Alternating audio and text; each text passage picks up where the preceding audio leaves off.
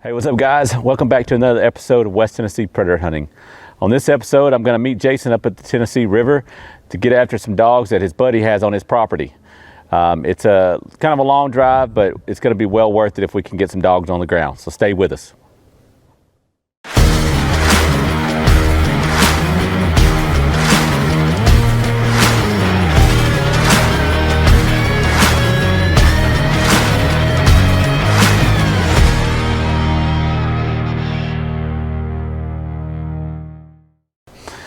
As you can see here on the video, we're calling on a hayfield that's sort of long and narrow. We've got about 90 yards in front of us to the woods, and then it's probably 300 plus yards long.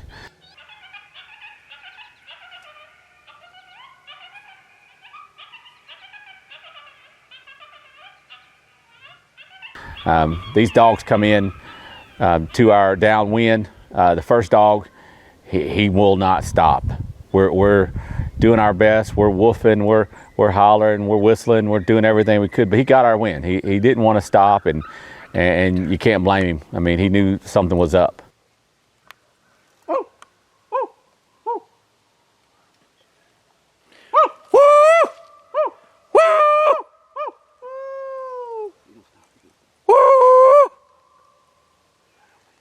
We keep calling. I can see him in the woods, briefly kind of going back and forth. I turn on some breeding sounds, and it gets him wanting to come. I mean, he stands there, and I had him in my scope for a second, but I lost him in the woods, so he was gone. But we just kept calling.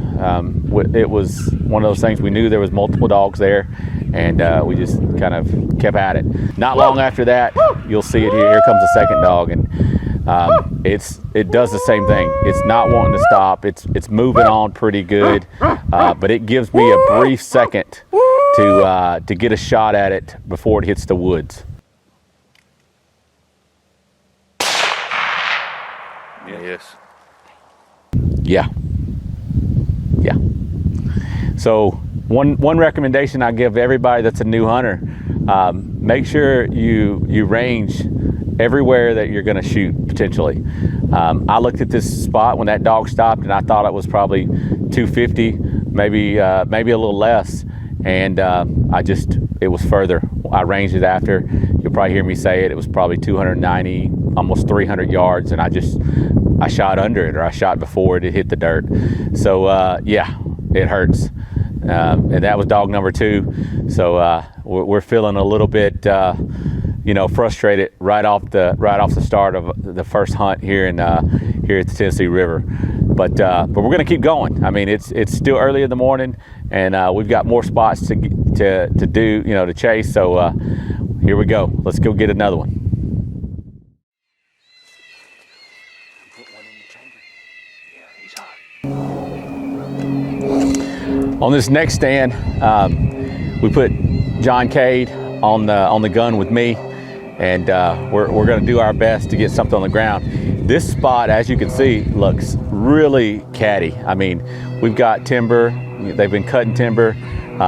We're surrounded by a creek. I mean, it's got everything that a cat would want to come in. And as you can see here, it works out. It's probably a cat. It's coming. See it coming across the field? Look, John Cade, he's coming straight at us. It's a cat. Right there. All right, just get on him. Do not click the safety off. Click the safety off. So as this cat's working in, I'm on it.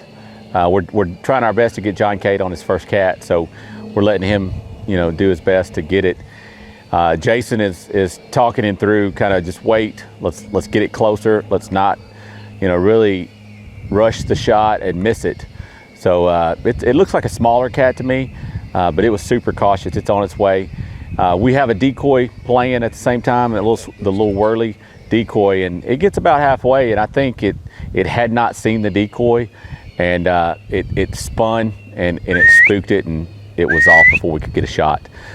John Cade was quick to let Jason know, hey, I could have made that shot, but we're trying to make good shots that count on these animals, and you know, not have to track them, even though it seems like we track them often.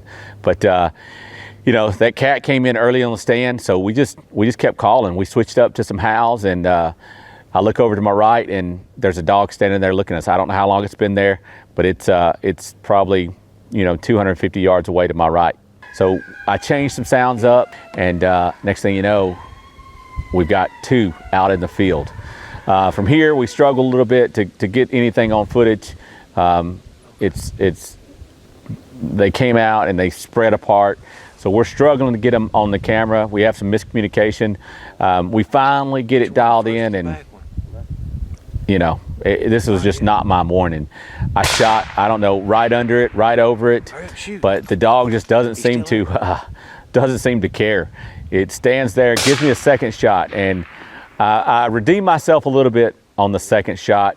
I shoot it low, it spins, and then it catches some life, and it gets over into the edge of the field, and we tracked it. Didn't have any luck, and you'll see here that I was not super happy about it. So just another, you know, instance where, you know, you stay calm, make good shots, and I didn't do it on this stand.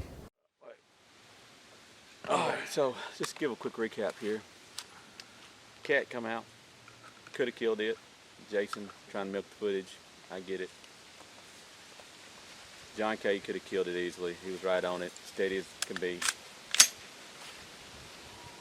few minutes later, I'm doing an amazing job calling, and oh my goodness, I see one come out, and it goes right back in.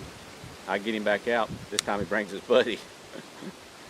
I got this new stock. I just want to start there. I got this new chassis, and this chassis, maybe I need to re-sight it in. I didn't think that this chassis would matter, but apparently it did.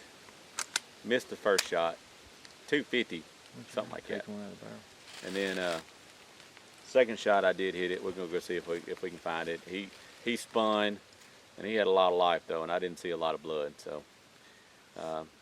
But the cameraman did an amazing job. No, let me just start with that too. We forgot that. So I had a great shot on him, like. But he didn't know I wasn't on him. Fully seated, and I said, "Are you on him?" And I said yes. He wasn't. I may have lied. No, you said no. We'll roll the footage back. You said no. Well, wait. but the first time I said yes.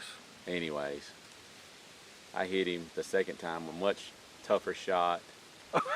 Yeah, like, because he never moved, right? Much more technical. No, he got up and started moving. And then, anyway. No, the camera was on John K. He didn't move after that first shot. All I'm saying is I could have killed that cat. That's all I'm Thank you. John K. Oh, here we go. Cat. All right.